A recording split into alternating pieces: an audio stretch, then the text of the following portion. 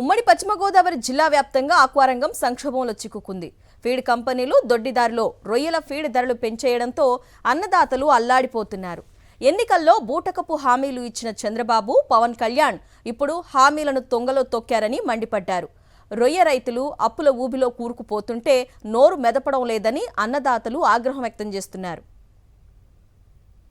దీనిపై మరింత సమాచారం ఏలూరు జిల్లా భీమడోలు మండలం గుండుగోల నుంచి మా ప్రతినిధి రాజు అందిస్తారు.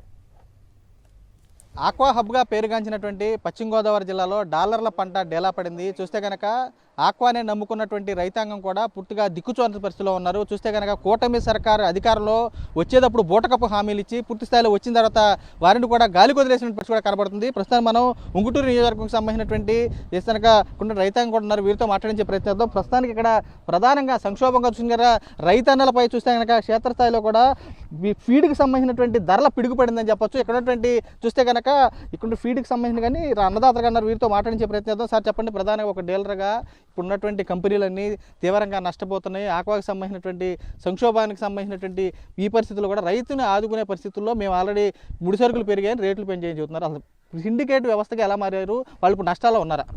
కంపెనీలు నష్టపోతాం అనే మాట అవాస్తవం అండి.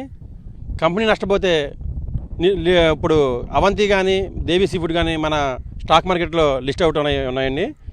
కానీ ఆ రెండు ప్రతి సంవత్సరం 300 ఉన్న షేరు అవంతిది ఇవాళ 1100 ట్రేడ్ అవుతుందండి.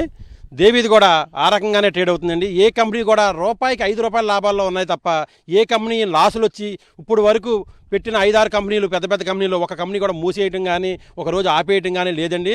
వీళ్ళు వందల కోట్లతో మొదలయ్యి ఇవాళ వేల కోట్లు కాదు సార్, లక్షల కోట్లలో ఉన్నారు. ప్రతి కంపెనీ కూడా నిరుడు 650 కోట్లు అవంతి ప్రకటిస్తే 500 కోట్లు గర్వంగా సగర్వంగా షేర్ హోల్డర్లు చెప్తున్నారండి. షేర్ హోల్డర్లు సగర్వంగా ఉన్నారండి. కానీ రైతులు ఇక్కడ ఆత్మహత్య చేసుకుని రైతుల్ని తొక్కేసి రైతు అనేవాడిని లేకుండా చేయాలని కొన్ని కంపెనీలు కంకణం కట్టుకున్నాయి. అది 5-6 కంపెనీలు మాత్రమే ఫీడు ప్రాసెసింగ్ యూనిట్లు ఒకళ్ళ చేతిలో ఉండబట్టి ఇక్కడ మనందరం కలిసి ఒక డే అండ్ నైట్లో మాట్లాడుకుని ఒక నైట్లో ఫీడ్ రేటు 10 రూపాయల నుంచి 12 రూపాయలు 15 రూపాయలు పెంచేసి రొయ్య రేటుని 30 రూపాయలు 40 రూపాయలు 50 రూపాయలు ఒక్కరోజు తగ్గించేసి ఇలా రైతుని అప్పుల ఊబిలోకి తొక్కేశారండి. ఈ సిండికేట్లో భాగస్తులు ఇవాళ గవర్నమెంట్ అయిపోయిందండి. జనరల్ సిండికేట్ అనేది బయట వ్యక్తులు సిండికేట్ అయ్యి గవర్నమెంట్ని ఇన్ఫ్లుయెన్స్ చేస్తారు.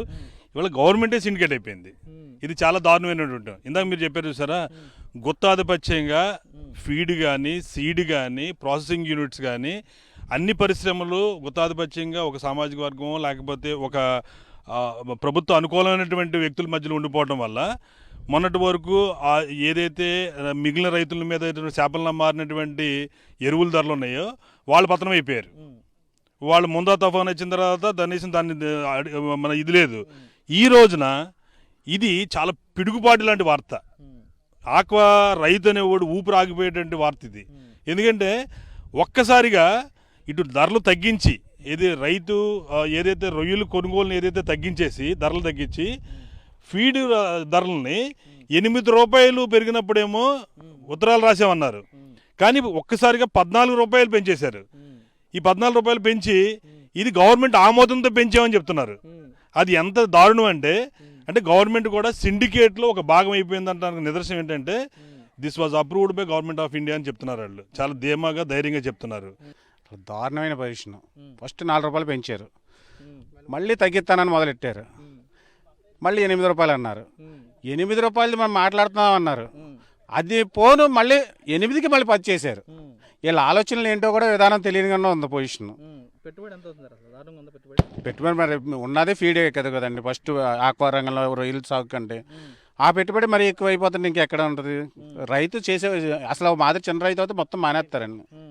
క్షేత్రస్థాయిలో కూడా డాలర్ల పంటకు సంబంధించినటువంటి విదేశీ ఎక్కువ మార్గదవ్యాన్ని ఆదించే ఎక్కడైతే ఆక్వా సాగు ఉందో అక్కడ రొయ్యల సాగు కూడా పూర్తిగా కూడా ప్రభుత్వం గాలికి వదిలేసింది. క్షేత్రస్థాయిలో చూసి కనుక ఇక్కడ ఉన్నటువంటి కుమారు సిండికేట్గా మారిపోయినటువంటి కంపెనీలు ఏవైతే 5 కంపెనీల కోసం ఉన్నటువంటి లక్షలాది మంది రైతులను కూడా ప్రభుత్వం పట్టించుకున్నటువంటి పాపాన పోలేదు. క్షేత్రస్థాయిలో కూడా ఇక్కడ ఉన్నటువంటి ప్రభుత్వాలు కూడా ఆక్వా రైతును పట్టించుకోకపోతే కనుక క్రాప్ హాలిడే తీసుకు తాము వెళ్తామని చెప్పి అన్నదాతలు కూడా ఆక్రాంతం చెందినట్టు కూడా కనబడుతుంది. విజయ్ నరేష్తో రాజు, సాక్షి టీవీ, ఏలూరు జిల్లా నుంచి. మరిన్ని అప్డేట్స్ కోసం ఛానల్ ను సబ్స్క్రైబ్ చేయండి. నోటిఫికేషన్స్ కోసం బెల్ ఐకాన్ పై క్లిక్ చేయండి.